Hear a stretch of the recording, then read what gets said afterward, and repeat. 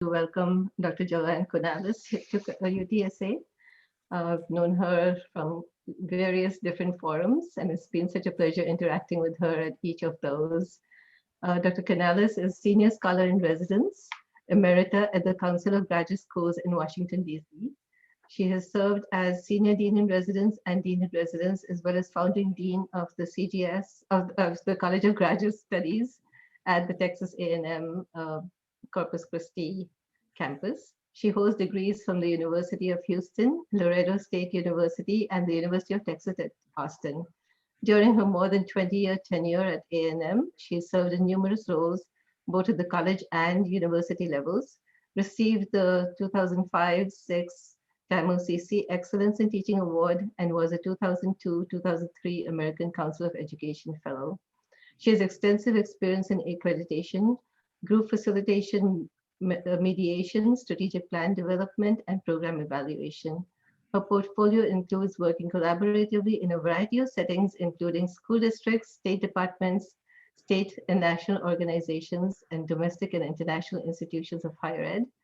She was the inaugural chair of the AAHHE Board of Directors and has also served on the boards of the GRE and Phi Kappa Phi. She has over 45 years of teaching experience in public schools and 3 public institutions of higher ed in Texas and Colorado. Her scholarship is focused on second language learning, teacher preparation, program efficacy, and issues of access and success in higher education. With that, again, it's a pleasure to welcome you, Dr. Canales. We're looking forward to hearing from you. Thank you so much for that comprehensive overview of my life. It's amazing how quickly it can all get compacted, and yet it encompasses so many lived experiences. Hello, everyone. It's so nice to be here with you today. I will say that I'm coming to you from a foreign country. I'm currently in San Miguel de Allende in Mexico. I'm confident that the connectivity will remain good.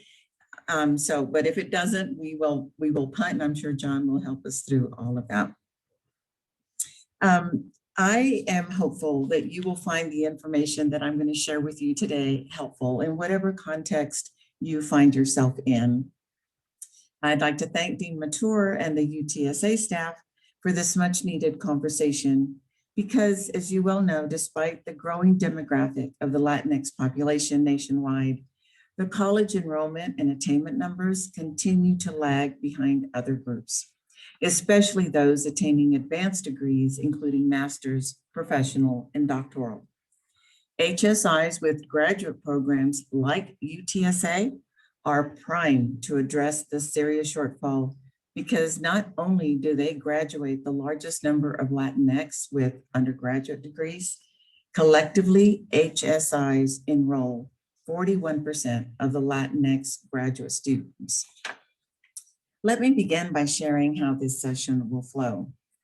So I've given a few introductory remarks, and then, because I always like to know who's in the audience, we'll do a brief round of popcorn where I would like for you, invite you to share your name, what your role is at the institution, what your interest is in this session, or one good takeaway that you would like. And as we go through the conversation, I hope to address those, and if not, please include them in the chat so we can address them collectively during the Q&A. And then I will share a bit about the status of Latinx in higher education, which I'm sure won't be new information for you, but it's always a good reminder as the context for this conversation and the study. And then share the findings and recommendations, specifically talk about how I examine the graduate education enterprise at HSIs. I will then propose a reimagined life cycle for graduate education with recommendations for increasing the Latinx graduate student pipeline, and then offer a process for creating a graduate education ecosystem to deliberately and with intentionality serve the Latinx graduate student population. Again, as John mentioned, please post your questions on the chat and we'll address them at the end. And by the way, I beg your indulgence, I will be driving my own PowerPoint. and I'm hoping we will be able to navigate this successfully. So let's begin with the popcorn. You've already heard a bit about me and how I hope you will find this session a utilitarian one. And so I would like to popcorn to my tocaya, JoAnn Browning. And please unmute yourself as you share your name, what your role is in the institution, and a takeaway or your interest in the session. JoAnn? I think JoAnn's having trouble with her connectivity right now. As well. Okay, I'll popcorn to Tracy. Tracy Bass. Good. Tracy Bass. I am with the graduate school. I'm an assistant dean there. And actually, I wanted to learn all about what you had to say because when I got to UTSA a year ago, I was only there a month before they shut down. So I would like to learn more about HSIs. Oh dear. Okay, thank you, Tracy. Tracy, will you popcorn to someone in the group? Sure. How about Kevin Eddy? Hi, I'm a lecturer in the Department of Environmental Science, and I'm early in my career, so while I mostly teach undergraduate classes right now, I'm always interested in figuring out how to better serve the student population and prepare them for grad school, hopefully. Terrific. I guess I'll popcorn to Janice Bush.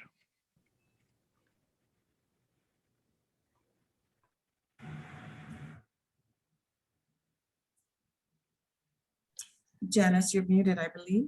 JoAnn, in the interest of time, can we just move it forward? Because I know lots of people are having issues getting it on and off.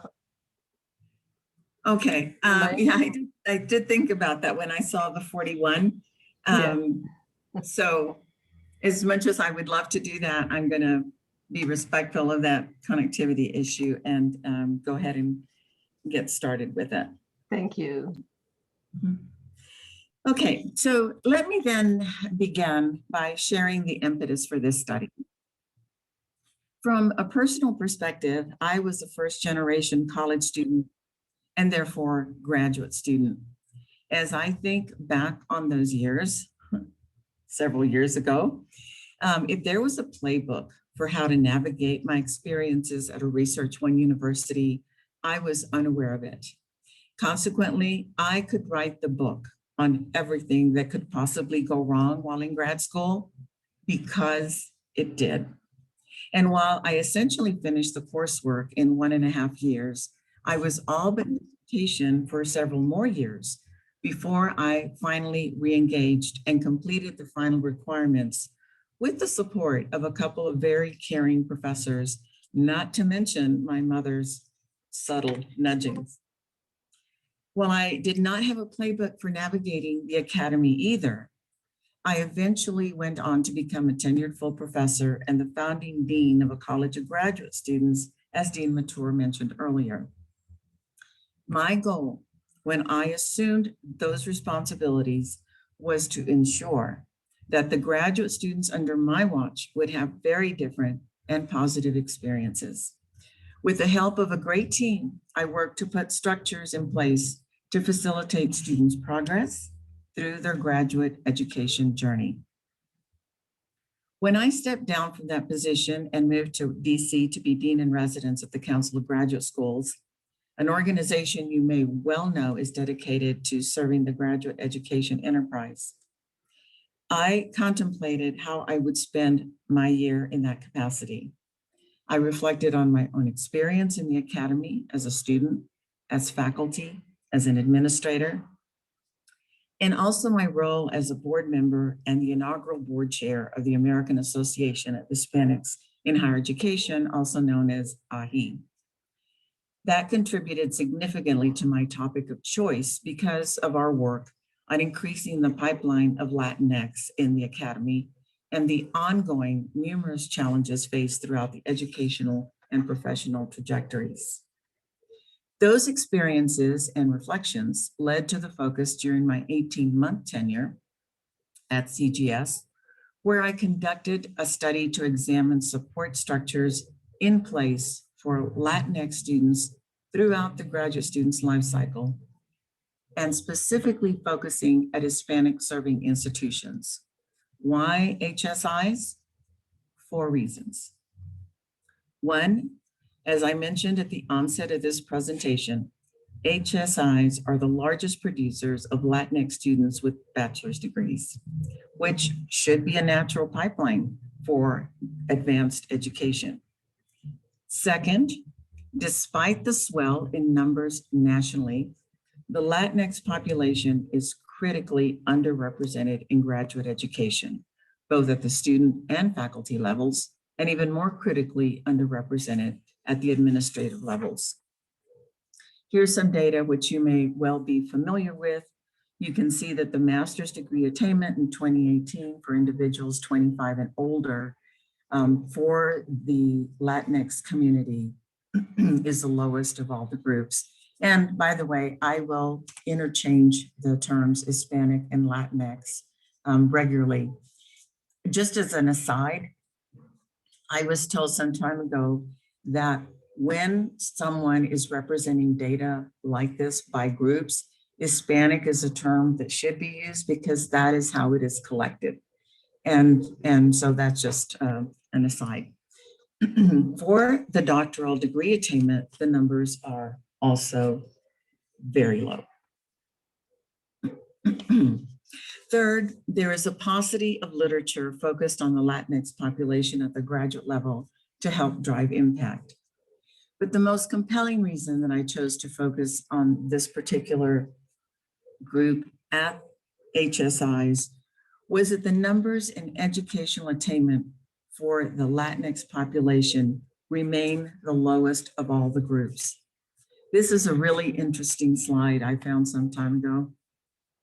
It shows for every 100 elementary students in each of the groups, how many of those will actually move up the academic pipeline. And the first number represents females, the number behind the slash represents males. So you can see that for every 100 elementary students, 63 Latinas and 60 Latinos will actually complete high school. 13 Latinas and 11 Latinos will attain a bachelor's degree. 4 Latinas and 3 Latinos will attain a graduate degree.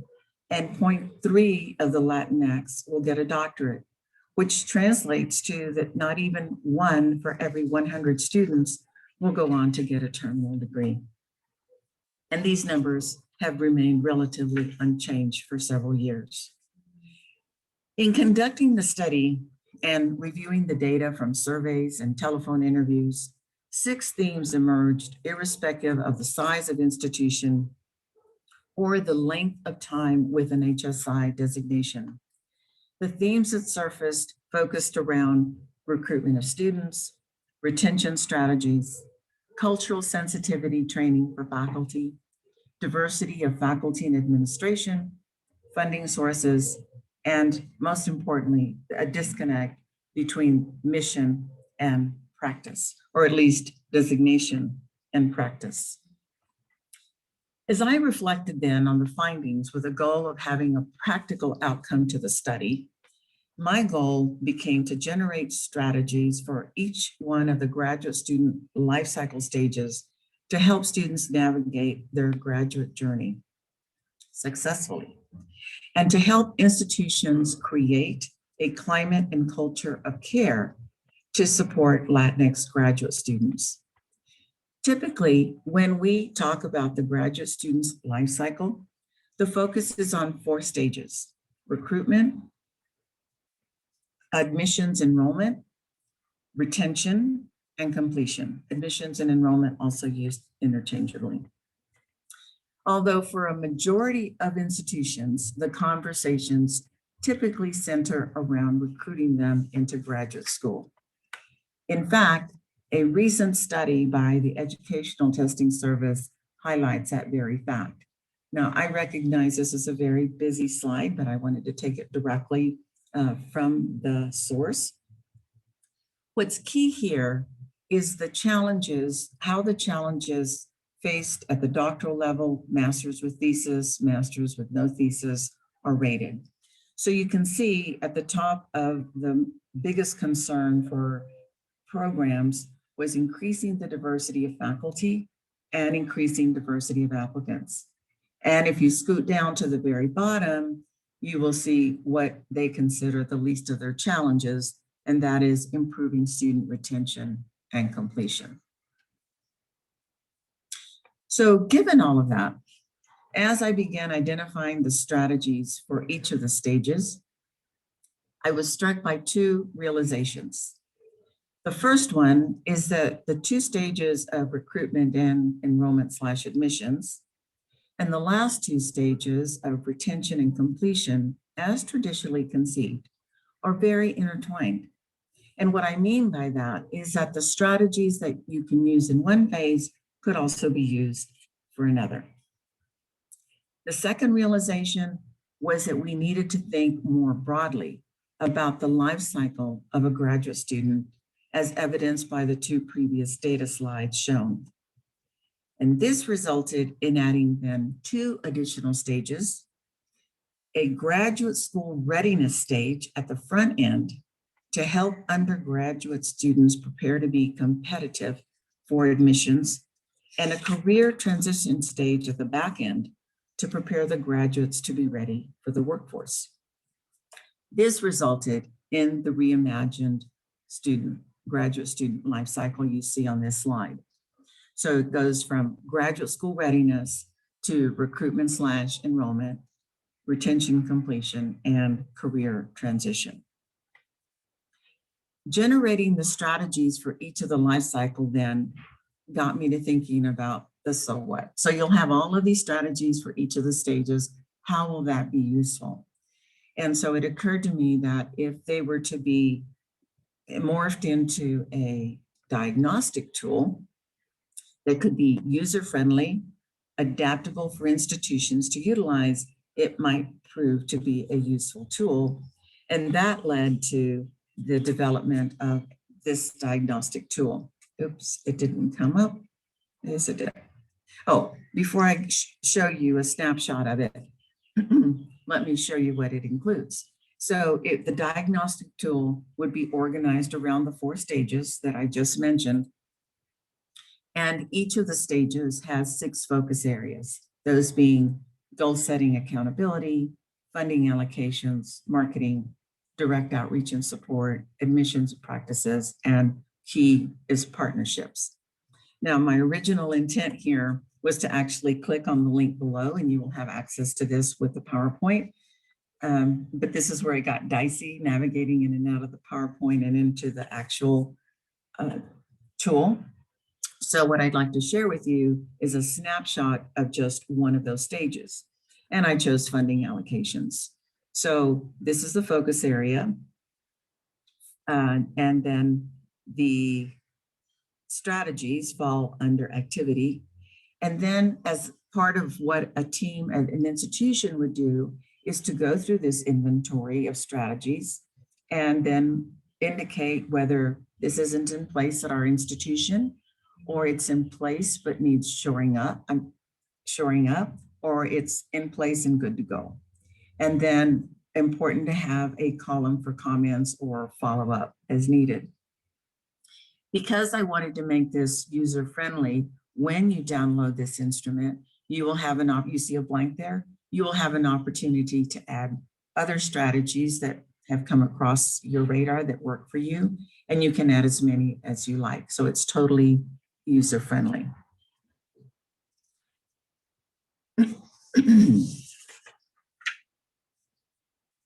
When utilized, it allows institutions, as I mentioned earlier, to not only look to see if these strategies are in place, but then again, add others that may be in place at your institution. So for example, I understand at UTSA, you have a program called the VIP program and another one called Keep Running with Us. And there may be others housed in individual programs or departments or colleges that you would want to then also have available to all graduate students, irrespective of their discipline. So you might want to look at those and add those. So once this tool was created, I then reflected on my own experiences as a graduate dean, because you can imagine it's for each stage, 6 focus areas in each stage, and lots of strategies under each one. So again, as I began thinking about this tool and what it meant, I said I would never have been able to have the kind of budget that would be needed to implement many, if not all, of these strategies. So there was a conundrum, what to do. And then it was possible, as I mentioned earlier, that some units might already be doing some things, and why duplicate those things? So what that led me to think about was a need for some kind of a synergistic process to identify all of the resources possible to support the implementation of strategies. And that led to the development of the concept of the graduate education ecosystem, which you see on this slide. And what is shown here are the number of potential partners for this ecosystem. And you may well think of others depending on your particular location, but I think this is a good start, because all of these partners, potential partners, have resources and staff who could potentially serve the graduate student population. So let's start at the top. I placed upper administration component at the top because it is critically important for any institutional ecosystem to have upper level administrative buy-in. Sometimes the reality is that goodwill alone is not sufficient to move the needle along. And frankly, the leverage from the top to do the right thing then becomes necessary. Other critical components moving clockwise include the enrollment management team. Oftentimes, because of the sheer numbers, difference in numbers between undergraduate and graduate, they control the student management system, which is often totally geared towards generating data for required reports, undergraduate reports. These data do not align with graduate data needs often, and if the parameters are not included in the management system, pulling data will be extremely difficult and time-consuming, and requests get put into a long queue behind other pressing report deadlines.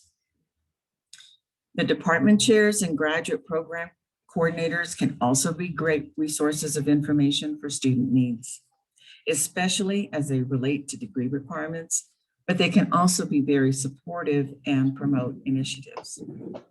Frequently, I heard issues from graduate students of not being able to participate in workshops because labs took priority. And yet the skills learned in the workshop not only complemented the degree requirements, but were not offered within their particular discipline, program, or department. Student affairs is another critical category because they have resources and receive funding from student fees, including graduate student fees. Yet the tendency is to focus on undergraduate needs. For example, workshops on preparing resumes don't address the nuances of applying for graduate school, or especially doctoral programs, applying for internships or postdocs.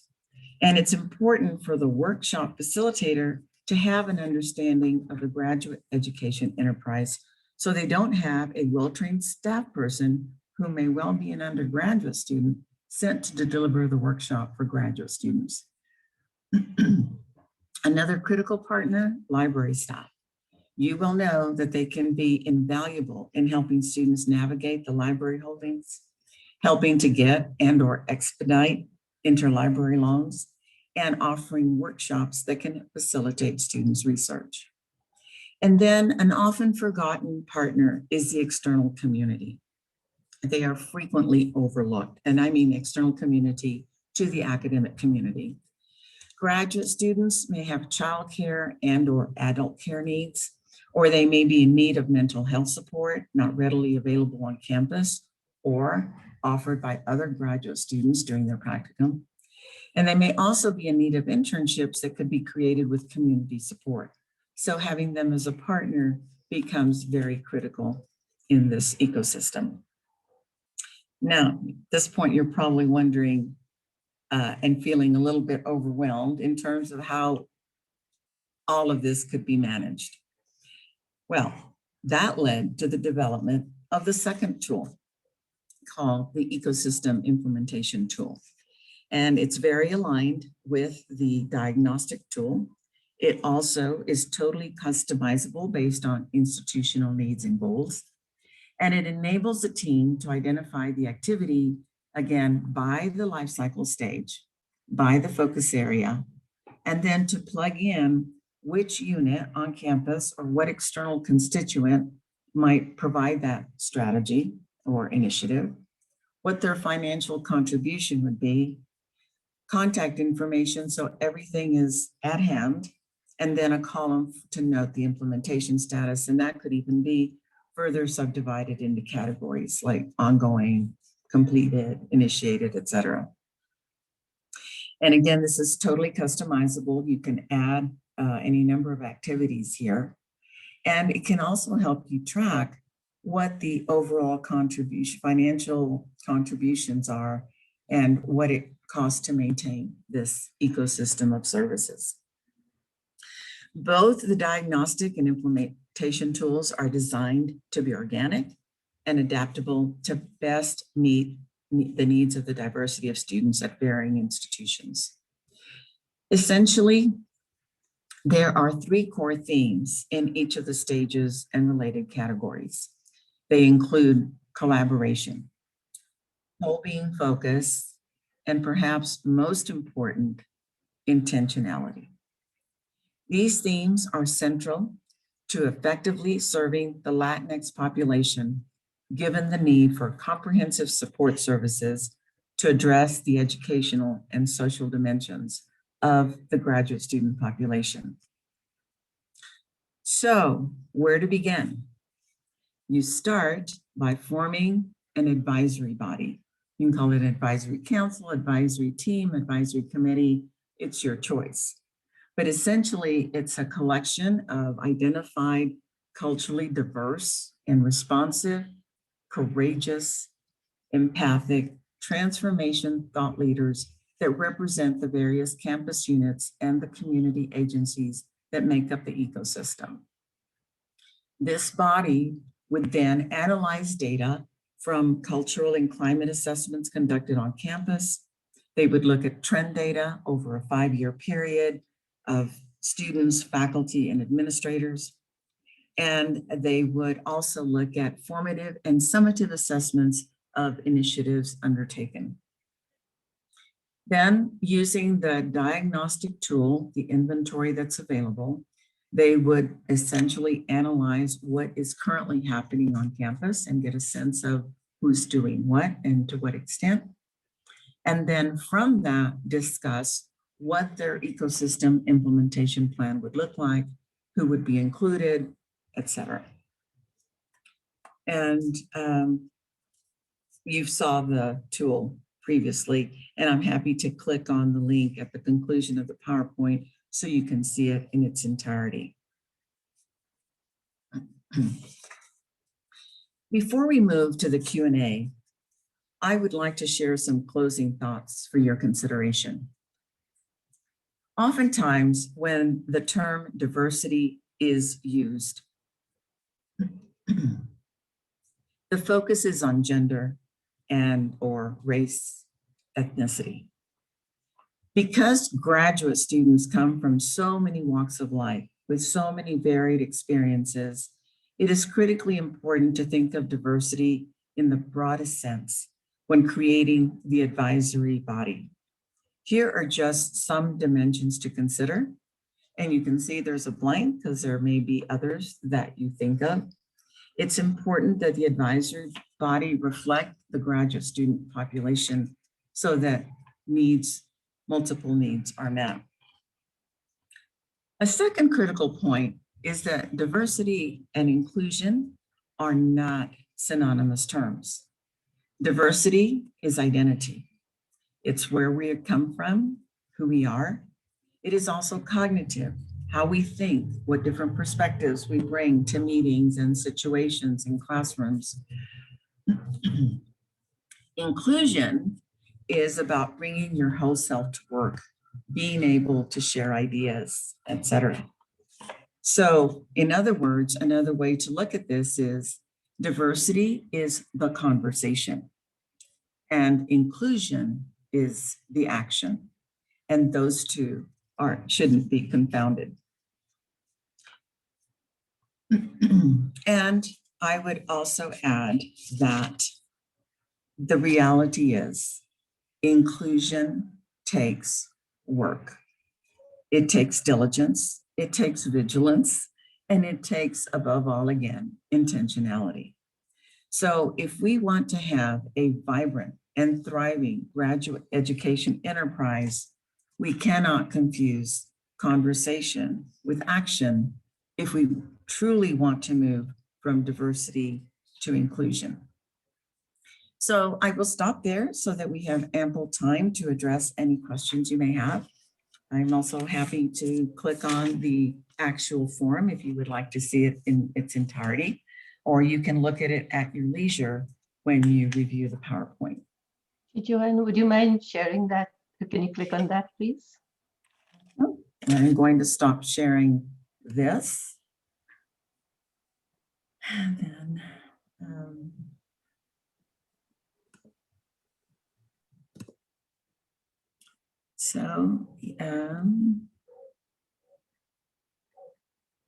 so here's the diagnostic tool.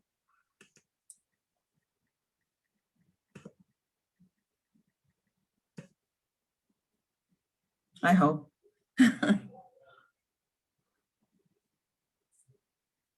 So what you will see is, again, a brief explanation of how it works. And then here is the, by graduate school readiness, the focus areas will be on the left. And then the different activities that or strategies that I came up with, again, with room for you to add more.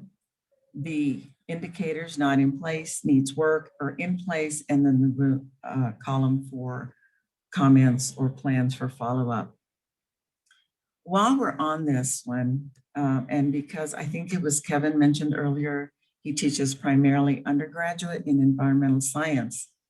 The last focus area is partnerships. And so I'd like to say just a little bit about that because it's so key for the ecosystem. It's not going to all come up.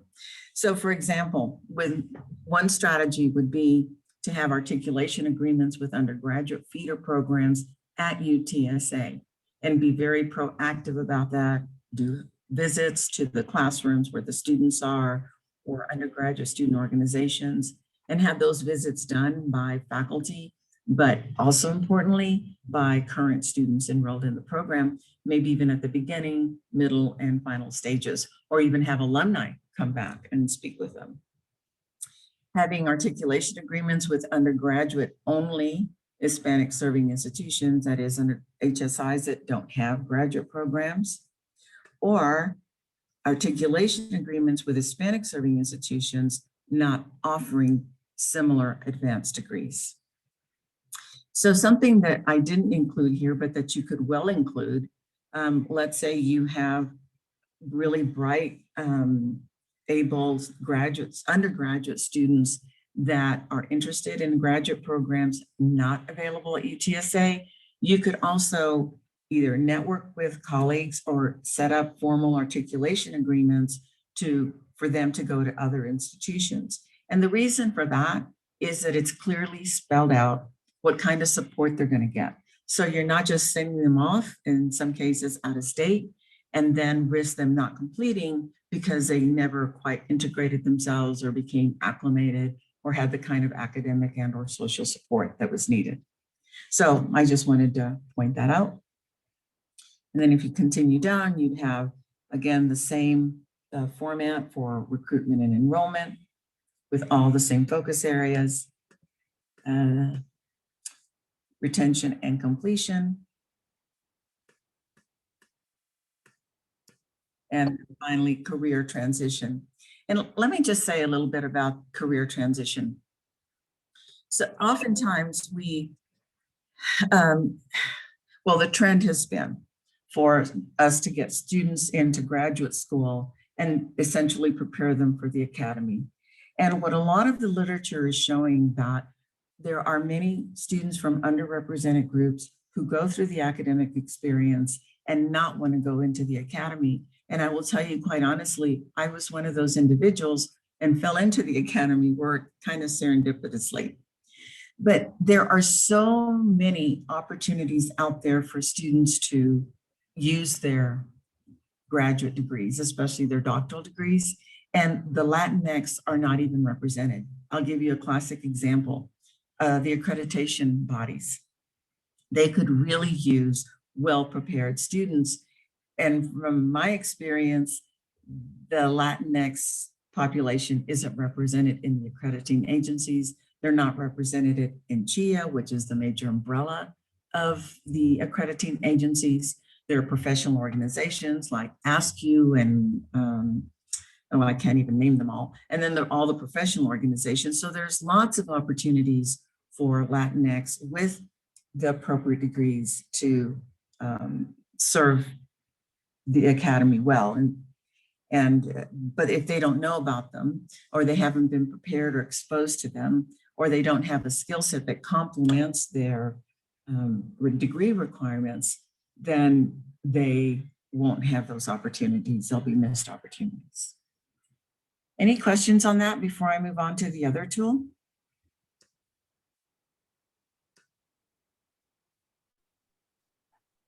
I was going to say there's a question in the chat room. Yeah.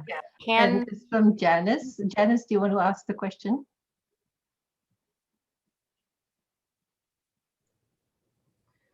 My internet is real slow today, so. Janice, can you also introduce yourself real quick? I'm Janice Bush. I'm the chair of the Department of Environmental Science and Ecology, and I'm also a professor in that department. Yeah, so I was wondering, does this tool work best at the university level, or can we look at it at and use it at some of the smaller master's degree program that we have? It's a very flexible tool, and it was intended to be that way, so that because institutions vary so much by location, by the populations they serve, by the resources they have. And that's why it was built, so that it could be totally iterative and organic.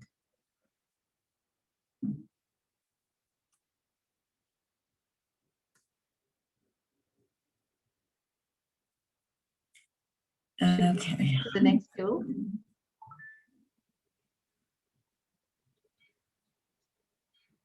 Let me see, this is it.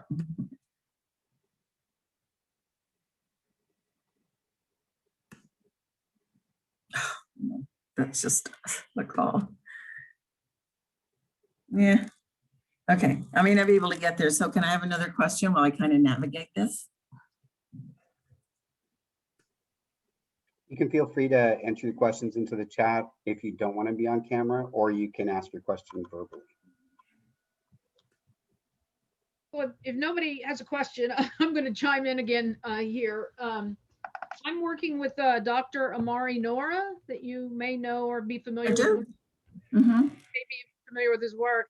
And we're working on a National Science Foundation grant, looking at holistic mentoring and developing communication skills. One of the things we noticed with our students is that the thesis was challenging for them. They came in wanting to do a thesis, but a lot of them changed to non-thesis. And we know that if they are thesis students, that they're more likely to be able to get higher level jobs and attain leadership roles. So we're looking at that model right now. We're 2 years in of a 3-year project. So this has been just a fabulous talk, and really brought to light some things that I just I didn't realize. So I really appreciate the conversation. You know, thank you so much for sharing that. And that's one of the reasons why that graduate student readiness is stage is so critical, because as undergraduate students, they should start being involved in undergraduate research so that they don't fear it. So one of my experiences, for example, in talking with high school students, when I'd ask them, so what plans do you have for college? Are you going to college? And they'd say, yes. And I'd say, where? And they'd say, oh, I'm going to beauty college or vocational college. Or so that college is a concept that we take for granted, but may have a very different interpretation at the high school level, because they don't have a model. They don't have someone who has gone to college before them, and that's what they hear and they associate with college, and that's the extent of it. And the same thing happens with undergraduate students. When somebody talks to them about graduate school and doing research, it's a very abstract, obtuse concept and construct. But exposing them to that, helping them understand that they can navigate that they don't need to fear it, that it's something they learn as they go through the stages. I mean, if they came with that skill set already, why would they go into graduate school or advanced programs, right? And so the more that we can structure opportunities for them to engage in those activities so that they're prepared for what to anticipate, the better off they will be. And many of them would choose to necessarily to go through a thesis versus a non-thesis because they understand what that involves. So just a thought. And again, I mean, I use my own self, I use my work with students over the years to know that that is a very common mindset. So Dean Canales, there's a question also from Dr. Jason Yeager. Jason, do you want to ask your question? Sure. Dr. Canales, first, thank you for a really excellent and illuminating talk. I really, really enjoyed it. And I have several colleagues who weren't able to come who I know will really get a lot out of viewing the recording. So thank you in advance for that. I really appreciated your expansion of the sort of life cycle of the graduate student. And that really resonated with me. I'm the Associate Dean for Graduate Studies in the College of Liberal and Fine Arts. And, you know, we've begun some outreach to our own undergraduates at UTSA, trying to encourage them to undertake graduate school, whether it's here or elsewhere. But a lot of that has been sort of faculty focused, and the idea of having peer mentors, or I guess not sort of peer plus mentors, right? Current graduate students who can really maybe relate to what the undergraduates, especially our first gen students, might be going through and where their mindset is. I really love that idea. And sort of, I think like a lot of colleges, we have our undergraduate studies and our graduate studies, and clearly what we need is a more integrated piece there. I guess my question, I'm sorry, go ahead. Jason, before you move on to your question, let me just add to that. I'm so glad you brought that up, because one of the most interesting things I found from the study, what I did is I provided a data profile to the institutions that participated in the interview process so that we could have more in-depth conversations. And so I shared data from iPad. So I took their undergraduate programs and then showed what their enrollment and completion numbers look like. And then if they had master's programs at that level, showed that data. And the same thing for the doctoral. And the trend went from really high numbers to very, very low numbers for masters and even lower for doctoral. And so again, that natural pool isn't being tapped to increase that pipeline. Now, let me just say there too, that some of the pushback from faculty might be, well, we don't want them to get all their degrees at the same institution because whatever reason, you name it. But the reality then again is, if some of them are place-bound, and if they don't get it there, they won't have access to any advanced degree opportunities. And so again, we're shortchanging them, and institutions and faculty can always shore up those perspectives, those just internal perspectives, by sending them to conferences, by having them do internships elsewhere, connecting with peer colleagues in other institutions to have research opportunities. So there's any number of ways to broaden their perspectives. So I just wanted to share that before I forgot. And now to your question, Jason. Well, thank you for that observation.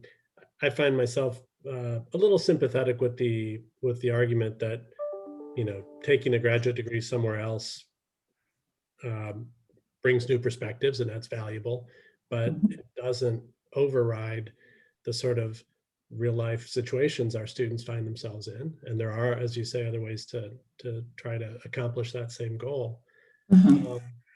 And I think for a lot of our first gen students, sort of as you were saying about the notion of college, graduate school is really sort of a big unknown. So the idea of jumping with both feet into a PhD program across the country may or may not be something they're really comfortable with. So I love the idea of giving them a great graduate foundation in our master's programs, and then those who, you know, are really eager to take the next step, we send them off to the best PhD programs, or if they want to stay in ours, we can give them a great education experience too.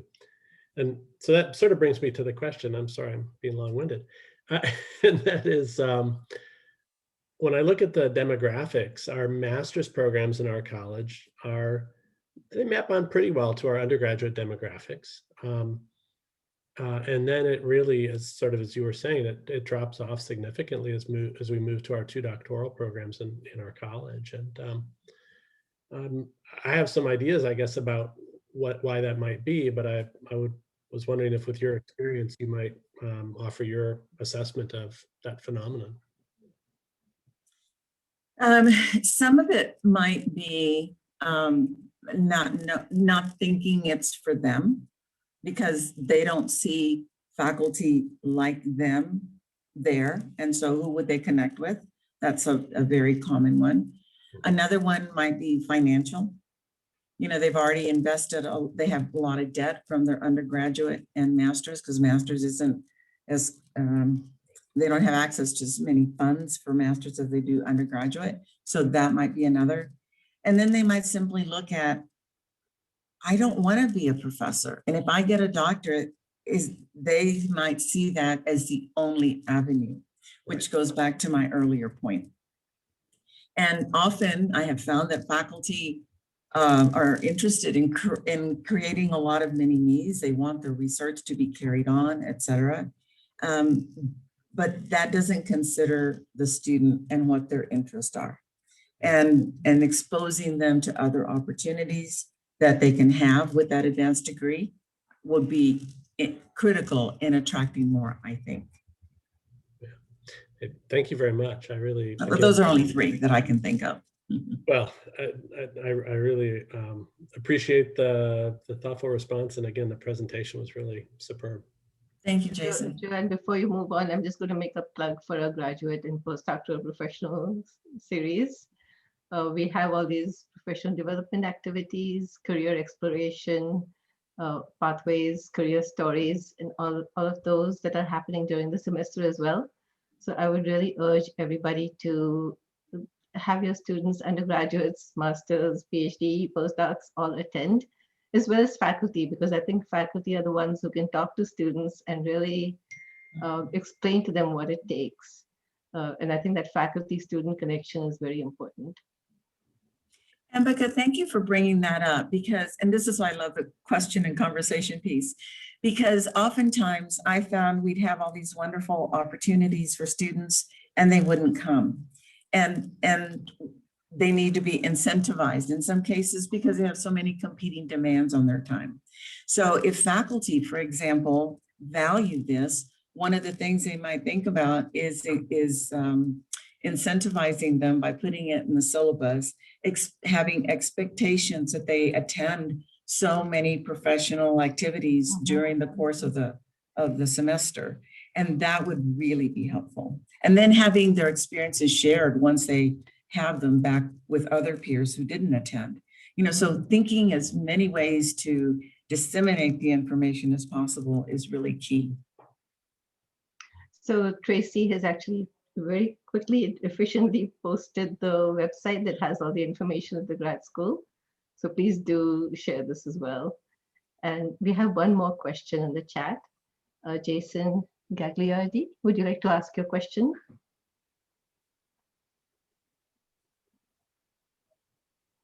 Me or hear me? Mm-hmm. All right, beautiful pronunciation there. I am also having internet challenges, so please bear with me. I was just curious. I mean, I understand UTSA is, gosh, almost majority minority, I imagine, as a Hispanic serving institution, and I'm sure that we have the demographics. But and I think I'm biased, but my department does pretty well on as far as our recruiting students and underrepresented. I was really surprised by your first slide that shows, and I understand that there is a fall off as you go through the degree, but I was really shocked comparing it by Hispanics to Pacific Islanders to whatnot, that dramatic fall off. Your tool, does it actually, it seems like it's a good checklist to see how we are doing as performance, but I'm curious what our actual data is. But we try and reach out. Is there any, beyond just saying my personal experience in graduate school was much better than undergraduate? I mean, presumably, I tell my students, presumably you're studying something that you're interested in. They tend to be smaller classes. You get to know your professors better. And I'm a night person, so usually graduate classes are at night. All these things help me. But how do you, how else should we try and engage them? Well, I think thinking of, well, you can go in a lot of different directions there, but one of the things I think about is first generation students are typically non-traditional students. They're not likely to be full-time residential students. And so they're going to have competing demands. And so they'll, go to work or do whatever they do, go drive to the parking lot, go to class, go back to the parking lot and go back home. And so their interactions, their socialization with peers, with faculty won't be the same as full-time students. And I will say that even if you have full-time students, that interaction may never be the same because, again, they haven't been socialized to have those connections with the faculty. And I'm not making that up. That is a real, true phenomena that happens. And so very intentional gatherings, small group gatherings. And actually, that's one of the things that Zoom has afforded us are opportunities to get our students, to know our students better in their different, given their different schedules. And so that could be helpful. So you need to create as many of those opportunities as possible, because that's not something that will come naturally. Even if faculty have office hours, getting students to go there is not because they don't want to. They might not feel comfortable doing it because they might feel they're bothering the faculty member. And as strange as that sounds, that's a mindset. And those things need to be openly discussed, and invitations need to be very forthcoming and proactive. So I will say, just putting a notice out for workshops or y'all come and visit with the faculty or have cafecito with the faculty, you have to be very intentional about the outreach. So if you get a student who actually comes, tell them the next time they come to bring a peer. And you start growing your visitations. Yeah. Does that help, Jason? Yeah, I mean, we've done some things, Faculty Fridays, where we try and reach out, and it could be just, the pandemic. We're not all in our offices right now, but this online stuff isn't going away. Now that we've pulled this off, it's just going to be another tool in our tool belt. So. Mm-hmm. So a faculty member shared with me the other day what they started doing 15 minutes before class is being available and having one-on-one time with students, kind of setting them up. And so they get to know their students better. As faculty, the students come and go, and I was as guilty of this as anyone as a faculty member. You go in, you teach your class and you leave, and you set up faculty visitation hours, so you hope they come. There's got to be other ways to get to know your students. And those strategies have to be built into the pedagogy of faculty, or you lose them. I don't quite understand if this phenomena has always been in place, but today's students, first generation or not, want to be more connected to faculty, or they won't accept whatever they have to teach. It's a phenomenon we have to recognize and acknowledge and do something about. Yeah, I think it's interesting, something we found just by not calling it office hours. Like office hours is intimidating, but if you call it a recitation or a study session, we get much better engagement. So There you go. Every vocabulary is everything. Well, I think we've reached the end of our session. Thank you so much, Dean Canales. This was excellent. Great tools, great advice. You know, we have shared your report from CGS with everybody as well. I think that'll be very useful, and we look forward to a lot more interactions with you. So appreciate your time so much. Well, thank you. And I look forward to hearing how you modify this tool and own it and make it yours. I look forward to those conversations as well. Thank you so much for your time. Thank you Great. very much. Have a great afternoon, everybody, and thank you for Thank attending. you. It was wonderful. Thank you so much. Bye. Bye. Thank you. Gracias. JoAnn, can you stay on for a minute? Did you say John or JoAnn? JoAnn, we can stop recording and then just have you stay on for a minute. Just wanted to follow up real quick.